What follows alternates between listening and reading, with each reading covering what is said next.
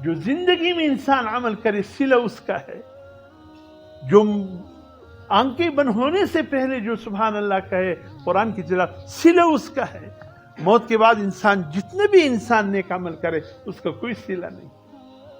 تو اس لیے میرے محترم دوستو، اللہ نے اس دنیا کو ہمارے لیے محنت کا میدان بنایا ہے۔ ہمارے تبلیغی بزرگ اکابرین یہی کہتے ہیں کہ لوگوں، اس دنیا کو اللہ نے دین کی محنت کا میدان بنایا ہے۔ سچی بات ہے، دین کے ہر شعبے کا میدان ہے۔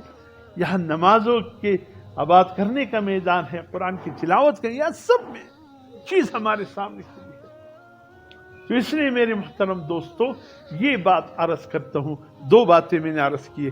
ایک یہ ہے کسی عمل کا صلہ، خواہ اچھا عمل ہو یا برا، اچھے عمل کا صلہ برے عمل کا بدلہ اللہ دنیا میں نہیں دیتے، چکانے کے لیے کبھی کبھی دے دیتے ہیں کہ نماز پہ کیا ملتا ہے، برکتیں آ جاتی ہیں زندگی میں، قرآن کی تلاوت پہ کیا ملتا ہے، زندگی میں برکات آتے ہیں۔ تو یہ اصل صلت و آخرت میں ہے، دنیا نہیں ہے۔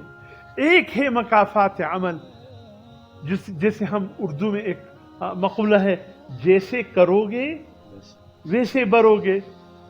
تو یہ سچی بات ہے، ہم جو کچھ کریں گے اس دنیا میں اس کا مکافات عمل والا شعبے کو ہم دیکھ لیں گے کہ کیا ہے۔ تو مکافات عمل دنیا میں ہوتا ہے، اعمال کا صلہ آخرت میں ہوگا۔